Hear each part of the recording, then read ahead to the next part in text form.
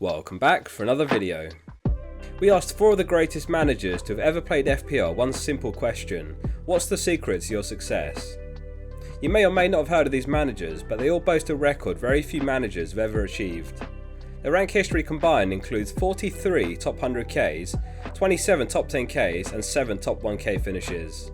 Links to their socials are in the description if you'd like to follow them. And if you enjoyed today's video, please hit like on it to support the channel. The first manager is Phil Ampleford, who has 9 top 10k finishes in his career, including 2 top 1k finishes and an average rank over 12 seasons of 19k.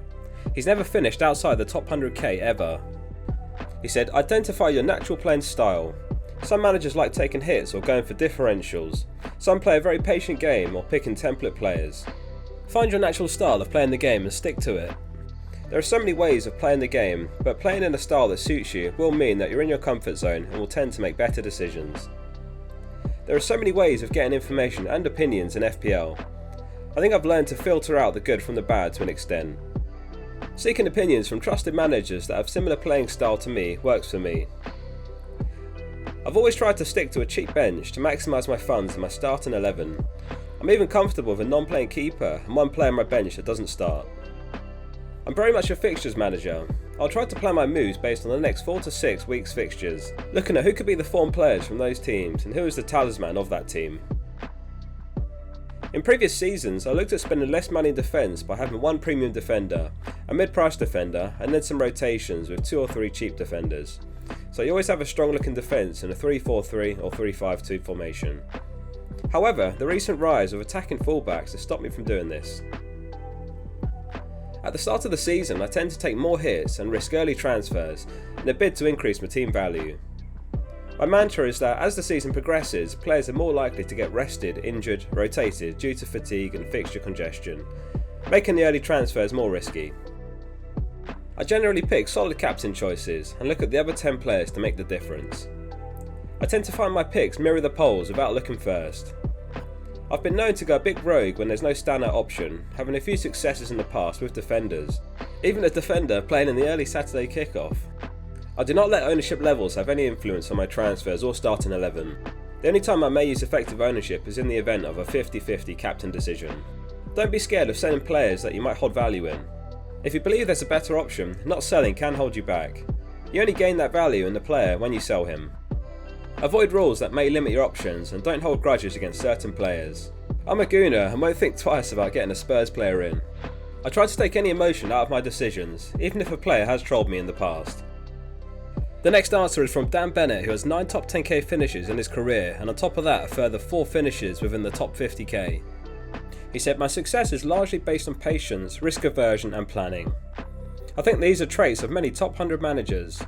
It might be exciting to take regular hits to keep your team new and exciting, but it's unlikely to lead to a good rank at the end of the season. I'm a risk-averse person by nature, so picking the players that are statistically most likely to score points just makes sense to me. Playing the fixtures is also key. I tend to side with fixtures in the form versus fixture debate.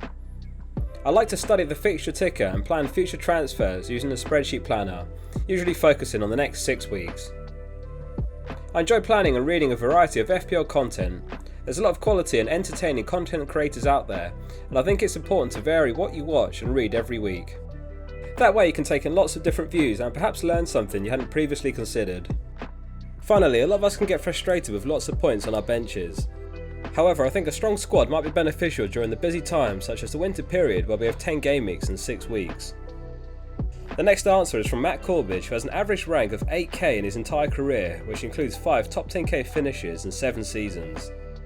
He said, "There's a couple of factors that I try to always follow. One is assemble the cheapest playing bench that you can, so funds can be invested in your 11 while having a bit of assurance from the bench. Number 2 is definitely target fixtures when building your squad, other than for a couple of players and teams who can do well against anybody. Number 3 is try and make transfers and plans for the medium term. Try and look ahead for at least 5 weeks. Sometimes this approach means I miss out on short-term gains, but it at least means I'm always okay with my squad. Number 4 is ignore ownership when making moves. You should care about potential for FPL points and nothing else. Bringing in someone purely because of high ownership and playing with fear isn't great. Number 5 is use the chips to target blank and double game weeks. Goes without saying. maximises the probability of points. I've had bad experiences, but I think it's the best approach. Number 6 is try to limit hits outside of blank and double game weeks and serious injury problems. Be comfortable using your bench to navigate issues. Duffy and Livramento have come through a few times for me this year already. Number 7 is try to be as level-headed as possible. Don't be reactive and make hasty decisions. It's natural to look back at the last game week and make decisions purely based on it. Cancel out the sound bites. I find it really works out. It's hard, but stay calm. And lastly, number 8 is definitely utilise the stats. For me, they're a second consideration behind a combination of fixtures and gut feeling, but I certainly spend time looking at the underlying stats to challenge or validate a view. They don't lie. The final answer is from Abdulrahman, known as FPL Salah. He has 5 finishes inside the top 5k, including 4 top 1k finishes. On top of that, he has a further 7 top 100k finishes. He said, I would say being heavily stats driven and not letting the eye test or gut calls sway me too much is a big one. I'm a big fan of XG stats and algorithm models, etc. I use the Opta-Stats tool on Fantasy Football Hub, Mikhail Tokvem's algorithm and fplreview.com almost every game week. Also, over the years I found myself being a lot more patient with transfers, especially after a bad game week. Not knee-jerking and making early moves or chasing blind bandwagons and price rises.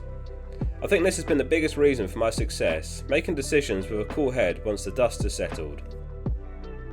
Thanks to all 4 managers for taking the time to share their tips. I'll read every comment, so let me know what you thought of the video and if there's any tips you agree or disagree with. Lastly, if you found today's video useful, please hit like to support the channel and subscribe if you're new.